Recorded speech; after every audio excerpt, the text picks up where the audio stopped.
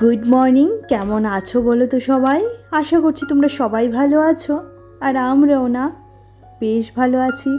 আমার আরও একটি নতুন ব্লগে আবারও তোমাদেরকে স্বাগত জানাচ্ছি। ঘড়িতে বাজে সকাল 7:30। আমার স্নান হয়ে গেছে, ঘুম কিন্তু ভেঙেছে ঠিক 5:30টায়, যেহেতু মেয়ের সকালে স্কুল থাকে আর আজকে সোমবার। বেশ দুদিনের টানা বন্ধের পর আজকে আবার স্কুল স্টার্ট। শনিবারে স্কুলে যায়নি, রোববারে স্কুলে যায়নি, তো দুদিনের তো বন্ধ পেয়ে গেছিলো। আর আজকে আবারও একটা রুটিন শুরু। প্রতি সপ্তাহে প্রথম দিনটাই আমার কাছে একটুখানি ব্যস্ততার মাঝখানেই কাটে, যেহেতু আজকে মিঠির টিচারের বাড়ি, তারপর ওর ম্যাথ ক্লাস, সমস্ত কিছু মিলিয়ে মিশিয়ে অনেকটাই বেশি ব্যস্ত থাকবো। সেই কারণে একটুখানি সকাল সকাল ভিডিওটা স্টার্ট না করলে হয় না, যদিও বা খুব সকালে তো ভিডিও স্টার্ট করতে পারিনি, তারপরেও করে নিয়েছি। যাক, তোমাদের যদি ভালো লাগে অবশ্যই একটা লাইক করে দিও। আর এদিকে দেখো, আমার সবচেয়ে পছন্দের একটা কাজ করতে চলে আসলাম। প্রত্যেক দিন সকালে কোন গাছে কী ফুল ফুটলো, গোপোষণার জন্য কী ফুল নেব সেটা চিন্তা করে দেখো সমস্ত ফুল পাড়া হয়ে গেছে। আর নয়নতারা আমাকে একজন বলেছিল যে নয়নতারা ফুল নাকি পুজোতে দেওয়া যায় না। আচ্ছা, এটা কি তোমরা কেউ বিশ্বাস করো যে নয়নতারা ফুল পুজোতে দেওয়া যায় না? আমার তো মনে হয় যে সমস্ত ফুলই ঠাকুরের পুজোর জন্যই ফুটে, সমস্ত ফুলই চায় ঠাকুরের চরণ পেতে, তাই আমি সমস্ত ফুলই দিই। এরকম বাধা ধরা কোনো ফুল আমি রাখি না যে গোপুসোনাকে দেওয়া যাবে না। তারপর এদিকে এসে দেখো গোপুসোনাকে স্নানটা করিয়ে নিচ্ছি। গোপুসোনাকে স্নান করিয়ে শৃঙ্গার করিয়ে দেব। আর যেহেতু একটুখানি গরম গরম লাগছিল, তাই এত সুন্দর করে মানে সাজিয়ে দিয়েছি, শুধু নেপি পরেই সাজিয়েছি। আর ফুলগুলিও গোপুসোনার চরণে দিয়ে দিয়েছি। গোপুসোনাকে এই নেপি পরে কেমন লাগছে অবশ্যই করে জানিও। তারপর এদিকে দেখো চলে এলাম চাটা নিতে। আমার জন্য বানিয়ে নিয়েছিলাম একটুখানি চিতই পিঠে, আর বর বাইরে চলে গেছে, মানে বেরিয়ে গেছে। বর এই মুহূর্তে কিছুই খাচ্ছে না, তো সেই কারণে আমি চা আর চিতই পিঠে নিয়ে বসলাম। একই সাথে এদিকের আলুগুলিকে ভিজিয়ে রেখে গিয়েছিলাম, এখন এসে দেখছি প্রায় আলুগুলা ভিজে গেছে। তারপর এগুলিকে একটুখানি চটকে ধুয়ে নিয়েছি, না হলে বেশ বালি কাদা ভরা থাকে তো। আর এই আলুটাকে দিয়েই আজকে রান্না করব মাছের মাথা দিয়ে। যদিও বা আগের দিন রাত্রে সেদ্ধ করে ছাল ছাড়িয়ে রাখলে ভালো হতো, কিন্তু পারিনি, যে কারণে আজকে একটু রান্না বান্নার বিড়ম্বনা তো লাগবেই। আর সকালে বরকে বলেছিলাম যে ডিমের ফ্রিজে ডিম বাড়ন্ত তো নিয়ে আসো, সে আবার ডিম নিয়ে এসেছে, সাথে মুড়ি নিয়ে এসেছে, আর একটুখানি চালের গুঁড়ো প্যাকেট নিয়ে এসেছে। কারণ এবছর আমি সিদ্ধ পুলি পিঠেটাই সেরকমভাবে খাওয়া হয়নি আমার, ভাবছি একদিন বানাবো, সেই কারণেই ওকে দিয়ে আনানো করালাম চালের গুঁড়োটা। আর এদিকে মেয়ে চলে এসেছিলো এই কাজগুলি করতে করতে, জানো তো। তো মেয়ের জন্য একটুখানি গ্লুকোজটাও গুলি নিয়েছি। একই সাথে কিন্তু আমার আলুগুলি সেদ্ধ হয়ে গেছে। আলুগুলিকে এবার সুন্দর করে ছাড়িয়ে নেব একটু ঠান্ডা হয়ে যাওয়ার পর, কারণ এই মুহূর্তে যদি আলুতে ঠান্ডা জল দিই তাহলে আলুগুলো একদম শক্ত শক্ত হয়ে যাবে। তো সেই কারণে তোমার এটাতে আর ঠান্ডা জল দিলাম না। যতক্ষণ না আলুটা ঠান্ডা হচ্ছে ততক্ষণ আমি আমার চায়ের বাসনগুলো মেজে ফেলছি।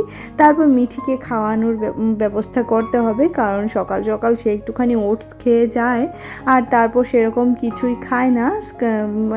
স্কুলেও যে টিফিন নিয়ে যায় সেটাও আধা খেয়ে আসে, আধা নিয়ে আসে, এরকমই করে। তো সেই কারণে ওকে বলছিলাম একটুখানি হাওয়ার নিচে বস, ঠান্ডা হয়ে যা, তারপর স্নান করিয়ে তোকে খাইয়ে দেব। আর এদিকে মুড়িটাও একই সাথে ঢেলে নিচ্ছি। আর তোমরা যদি আমার মেয়ের ডেইলি রুটিন কেউ দেখতে চাও তাহলে অবশ্যই কমেন্ট করে জানিও। তার উপর আমি অবশ্যই একটা ভিডিও করব যে সে কীভাবে তার সারাটা দিন কাটায়, সেটা আমি একটু তোমাদের সাথে শেয়ার করব। আর এদিকে মুড়ির কৌটোটা পুরো ঢালা হয়ে গেছে। এই মুহূর্তে মুড়িটাকে একটু চালনি দিয়ে চেলে নিলে ভালো হতো, কিন্তু এখন একটুকু সময় নেই। আর দেখছিলাম যে হাওয়াতে রাখার কারণে মুড়িটা নেতিয়ে গেছে কিনা, না দেখছি বেশ ভালোই আছে। আর তোমরা যারা প্রতিদিন আমার ভ্লগ ফলো করো তারা তো জানো যে আমি ডিম আসার পর ঠিক এরকমভাবে স্কচ ব্রাইট দিয়ে মেজে এটাকে ভালো করে পরিষ্কার করে ধুয়ে রাখি। নাহলে আমার মনে হয় কি বলো তো, ওই ডিম সিদ্ধ দিলে যে পাত্রে সিদ্ধ দিই সেই পাত্রটাতে আর নেক্সট টাইম আমার আমার কিছু বানিয়ে খেতে ইচ্ছে হয় না। তো এগুলি একটুখানি বিরক্তিকর কাজ বটে, কিন্তু আমার করতে করতে অভ্যাস হয়ে গেছে। অনেকে দেখলে আমাকে পাগলও বলতে পারে যে এইগুলাও কেউ করে, কিন্তু কিচ্ছু করার নেই, এটা আমার স্বভাবজনিত রোগ হয়ে গেছে। এখন এটা আমি করবই, কিচ্ছু করার নেই। আর এদিকে সমস্ত ডিমগুলিকে স্কচ ব্রাইট দিয়ে একদম পরিষ্কার করে নিয়েছি। এবার ভালো করে জল দিয়ে ধুয়ে এভাবেই রেখে দেবো। জল ঝরে যাওয়ার পর একটা কৌটোতে ভরে আমি ফ্রিজে রেখে দিই। আর এদিকে মাছের কৌটোটাও বের করে নিয়েছিলাম অনেক সকালেই, মাছের মাথাটাকেও বের করে নেব। আর এই যে আলু ছাড়াতে বসেছি, আলু ছাড়াতে আজকে যে আমার কটা বাজবে তা আমি নিজেও জানি না। মিঠিকে এই মুহূর্তে ডাকলে বেশ ভালো হতো, কিন্তু মিঠিকে ডাকা যাবে না, ওর ম্যাথ করছে, যেহেতু বিকেলে ওর ম্যাথ ক্লাস, মানে দুপুর 3টায় ওর ম্যাথ ক্লাস আছে। আর এই মুহূর্তে আমি ওকে স্নান করে খাইয়ে ঘুম পাড়াবো, না হলে 3টায় উঠে আর ক্লাসে যাওয়া হয় না। সেরকম করে একটুখানি না ঘুমোলে বাচ্চাদের একটুখানি অনেক দেখবে রেস্টের প্রয়োজন, কারণ সেও তো আমার সাথে ঠিক 5:30টায় উঠে, যেহেতু সেও সকালে উঠে, তারও একটুখানি ঘুমের প্রয়োজন। সেই কারণে সোমবার দিনটা না আমার ভীষণই একটুখানি বিজি শিডিউলে চলে, কিন্তু তারপরেও ব্যস্ততা থাকাটা আমি পছন্দ করি। বরাবরই প্রতি ব্লগেই বলি যে ব্যস্ততা আমার ভীষণ পছন্দের, তো সেই কারণে নিজের জীবনটাকে অনেকটা ব্যস্ততায় ভরিয়ে দিয়েছি। আর অবশ্যই ব্যস্ত থাকলে দেখবে কোনো ধরনের দুশ্চিন্তা কুচিন্তা মাথায় আসে না, কারোর বদনাম করতেও ইচ্ছে করে না, কারোর ভালোটা দেখলে যে জেলাসি ফিল করব সেটাও আর আসবে না। তাই নিজেকে একটুখানি ব্যস্ত রাখাটাই ভালো। আর এই যে দেখো দুগা দুগা করে সমস্ত আলুগুলা ছাড়িয়ে নিয়েছি। আগে দেখতাম আমার ঠাকুমা কি সুন্দর আলুগুলি সেদ্ধ করে মাকে ছাড়িয়ে দিতেন, যদিও এই সৌভাগ্য আমি পাইনি, কারণ আমার শাশুড়ি মা তো আর আমার সাথে থাকেন না, মানে আমার শাশুড়ি মা থাকেন গ্রামের বাড়িতে, আমি থাকি এ বাড়িতে। যখন শাশুড়ি মা রান্না করতেন তখন এই কাজগুলো আমি শাশুড়ি মাকে গুছিয়ে দিতাম। আমার এই টুকিটাকি কাজগুলো গুছিয়ে দিতে বেশ ভালো লাগে, কিন্তু এখন তো নিজের উপরে সমস্তটা, তো সেই কারণে নিজেকে গোছানোর থেকে ধরে একদম সমস্তটাই করতে হয়। আর এদিকে মাছের মাথাটা কিন্তু ভাজা হয়ে গেছে, তো মাছের মাথাটাকে এবার নামিয়ে নিচ্ছি একই তেলে। আর একটুখানি তেল দেবো, কারণ শুধুমাত্র একটা তরকারি দিয়েই তো আজকে খাওয়া হবে, সেই কারণে আর একটুখানি তেল লাগবে, তেল ছাড়া হবে না।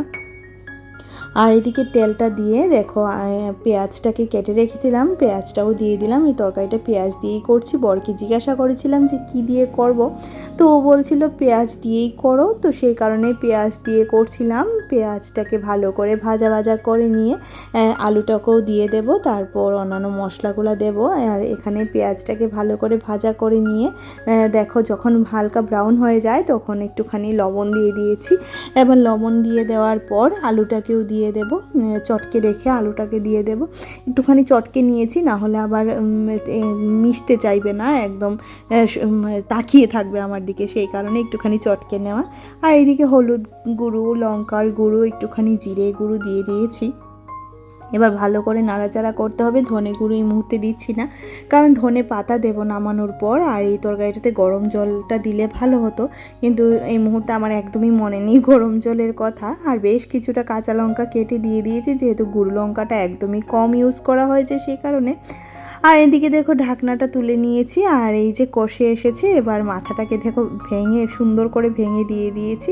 আর এই মুহূর্তে ভালো করে নাড়াচাড়া করে নেব। এই তরকারিটা কিন্তু আমাদের ঘরে আমি এবং মিঠির বাবা দুজনাই ভীষণ পছন্দ করি। আর মিঠি খেতে পারবে না এই মুহূর্তে, কারণ ও ঘুমিয়ে গেছে, ও ঘুম থেকে উঠবে, তারপর রাতে যদি হয় সে খাবে, না হলে আর ওকে এই মুহূর্তে দিতে পারছি না। আর অনেকটা পরিমাণে জল দিতে হবে, কারণ আলুর তরকারি তো জলটা টেনে নেয়, আর একদম জলটা টেনে নিলে শুকনো শুকনো হয়ে গেলেও ভালো লাগবে না খেতে। তো সেই কারণে যাতে একটুখানি ঝোল ঝোল থাকে একটুখানি জলটা বাড়িয়েই দিলাম। দেখো এই মুহূর্তে এতটুকু জল দিয়ে দিয়েছি, এটাই এনাফ, আর চাই না।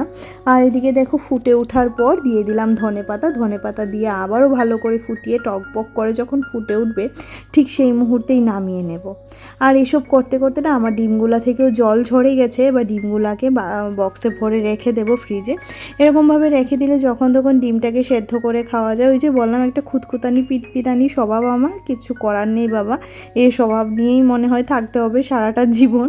তো কিচ্ছু করার নেই, যার জন্য আমি বকুনিও খাই প্রচুর, বরের কাছে আমার মার কাছেও সময় সময় বকুনি খাই, যে এই কাজের জন্য নয়, বাকি অন্যান্য কুটকুটি কাজ আছে না, যেগুলো ছোট ছোট খুটখাট কাজগুলো যেগুলো, সেগুলোর জন্যও আমি ভীষণ বকা খাই।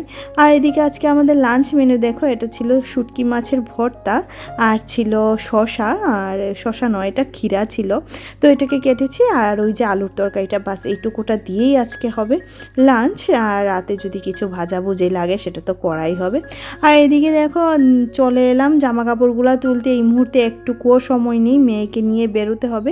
মেয়েকে নিয়ে আজকে আমি কেন বেরোচ্ছি বলো তো, আমি প্রত্যেক সোমবারেই যাই, তোমরা যারা প্রতিদিন ব্লগ ফলো করো তারা তো জানোই, কিন্তু আজকে একটু বিশেষ করে যাওয়া হচ্ছে কারণ মেয়ের স্কুলের শার্টগুলো আনতে হবে। মেয়ের স্কুলের শার্টগুলো একদমই ছোট হয়ে গেছে, তো শার্টগুলো আনতে হবে, সেই কারণে ওকে নিয়ে বেরোচ্ছে। আর ও দেখো ঘুম থেকে উঠেছে না, কাঁচা ঘুম থেকে, তার জন্য এরকম করে মুখটা বানিয়ে রেখেছে। তারপরেও ওর মুডটা ভালো আছে। আর আমার মেয়ে ছোটোবেলা থেকেই ঘুম থেকে ওঠার পর না কখনোই ওর মুড অফ হয় না, মানে এই জিনিসটা আমার ভীষণ ভালো লাগে। অনেক বাচ্চা দেখবে ঘুম থেকে উঠেই কান্নাকাটি শুরু করে দেয়, মিঠির মধ্যে আবার সেই জিনিসটা আমি কখনোই লক্ষ্য করিনি।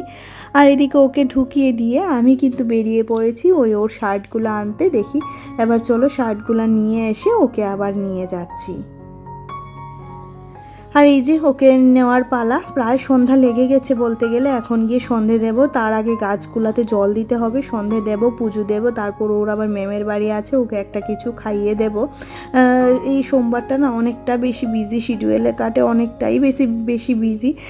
তো সেই কারণে খুব যে ধরে ধরে ভিডিওটা তোমাদের সাথে শেয়ার করি সেটা আবার হয় না। আর এদিকের পলাশ ফুলের গাছটা এতটা সুন্দর লাগছিল, এটা আমাদের রাম ঠাকুর মন্দিরের সামনে। আর একটু করে ছোট্ট করে আমাদের শহরের পরিস্থিতিটা, আর শহরটা একটুখানি তোমাদেরকে দেখিয়ে দিচ্ছি। শহর তো নয়, এটা শহরের পাশটা। তো দেখো কীরকম, মানে এখানে আবার আজকে একটা মেলাও আছে, তো সেটাও চলছে, সেটাও দেখিয়ে দিলাম। আর বিশেষ করে আমার মনিকা দিদি ভাইয়ের জন্য একটুখানি দেখিয়ে দিই, কারণ উনি ত্রিপুরাকে ভীষণ ভালোবাসেন, সেই কারণে ওনার জন্যই দেখানো, আর কিছুই নয়। এবার চলো বাড়ি যাই, বাড়ি গিয়ে গাছগুলোতে জল দেবো, মেয়েকে খাওয়াবো, তারপর আবার মেয়েকে নিয়ে বেরোতে হবে। যদিও বা সন্ধেবেলা আর আমি বেরোচ্ছি না, দেখছি ওর পাপাই নিয়ে যাবে বলছিল। তো মেয়েকে পাঠিয়ে পুজো টুজো দিয়ে আসার পর এবারে নিজের জন্য একটুখানি চা নিয়ে বসবো। এখন কিন্তু ঘড়িতে 6:45 বেজে গেছে। আর এদিকে চাটা নিয়ে বসবো, চায়ের সাথে দুখানা বিস্কিট নিয়ে নেব, যদি হয় তাহলে খাবো, না হলে বাবা খাবো না, খালি চাই খাবো, দেখছি কি করা যায়। তারপর এটা হচ্ছে রাত্রিবেলা মেয়ের ভাতটা মেখে দিচ্ছি। মেয়েকে জিজ্ঞেস করেছিলাম যে আলুর তরকারি খাবি নাকি, সে নাকি খাবে না, সে আলু সেদ্ধ আর ডিমের অমলেট দিয়েই ভাত খাবে, যেহেতু ঘরে ঘি তোলা থাকে ওর, আর ও না ঘরের ঘি পছন্দ করে ভীষণ, তো সেই কারণে ওর জন্যই আমার ঘি তোলা হয়। আর এদিকে দেখো আলুটাকে একটুখানি, আর ওর ঘুমও পেয়ে গেছে জানো তো, ওই কাঁচা ঘুম থেকে উঠে টিচারের বাড়িতে ম্যাথ ক্লাসে যাওয়া, তারপর আবার টিচারের বাড়িতে যাওয়া একটুখানি অসুবিধাজনক বটে, কিন্তু কিচ্ছু করার নেই। জীবনটা তো পরিশ্রম করারই, বলো, এখন থেকেই পরিশ্রম করতে হবে, তাহলেই ভবিষ্যৎটা সুন্দর হবে। তো বলছিলাম আমি খাইয়ে দেবো নাকি তুই খাবি, বলছিল আমাকে মেখে দাও আমি খেয়ে নেব। তো এদিকে একটুখানি ঘি দিয়ে আলু সিদ্ধ দিয়ে ওর ভাতটাকে মেখে দিচ্ছি। আর একই সাথে দেখো ওকে ডিমের অমলেটটাও করে দিয়েছি, একটা পোচ টাইপের করে দিয়েছি, বলছিলাম ধরিস না গরম এটা। আর এদিকে আমাদের খাওয়া দাওয়া হয়ে যাওয়ার পর এবার টেবিলটাও মুছে নিচ্ছি। দেখো একদম সমস্ত কিছু গুছিয়ে পুছিয়ে এবার সমস্ত কিছু ধুয়ে পরিষ্কার করার পালা। আর রাত্রের মতো রান্নাঘরটাকে যতটুকু যা পরিষ্কার করার ততটুকুটা তো করি, প্রত্যেক দিনই করি, যেটা তোমরা প্রতিদিন ভিডিওতে হয়তো বা দেখতে পাও। আর একজন আমাকে বলেছিল যে আমি কেন রাতে কোনো ভিডিও বানাই না, রাতে আমার কোনো কাজ নেই নাকি। আসলে না গো, দিনের বেলা আমাদের যেরকম কাজ, রাত্রের বেলা কিন্তু কাজটা সেমই থাকে। তারপরেও যেহেতু রাত্রেবেলাটা একটুখানি নিরিবিলি পরিস্থিতি বা নিরিবিলি পরিবেশ থাকে, সেই কারণে কাজটাকে সেরকম কঠিন বলে মনে হয় না, মনে হয় যেমন রাত্রের কাজটা অনেকটা এগোয়। আর আমার রাতে কাজ করতে ভীষণই ভালো লাগে জানো তো, যে কোনো কাজ বলো, রান্নাঘর গোছানো, বড় ঘর গোছানো বা মিঠির পড়াশোনার যাই বলো, আমার রাত্রে ভীষণ ভালো লাগে। কারণ আমি ছোটোবেলা থেকে, আমিও যখনই মাধ্যমিক উচ্চ মাধ্যমিক দিয়েছি, আমি কিন্তু রাত্রেই বেশিরভাগ পড়তাম জানো তো, ওই 4টে-5টে অবধি পড়তাম, তারপর দিনের বেলা কিন্তু ঘুমোতাম পরে এটাই করতাম। আমার রাতটা আমার ভীষণ পছন্দের। আর এদিকে দেখো সমস্ত বাসন এবার ধুয়ে ঠুয়ে রেখে দিচ্ছি, ভাতের হাঁড়িটাও খালি হয়ে গেছে। আর একটুখানি ভাত রান্না করেছিলাম কিন্তু ওদের কারো লাগেনি, তো সেই কারণে ভাতটা ধরাই আছে, আগামীকালকে খেয়ে নেওয়া যাবে।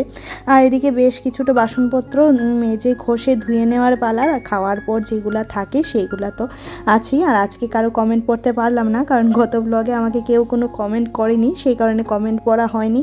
আমি বুঝতে পারছি না কেন ভিডিও দেখছে লোকে অথচ কমেন্ট করছে না, লাইক করছে না, সেটাই বুঝতে পারছি না।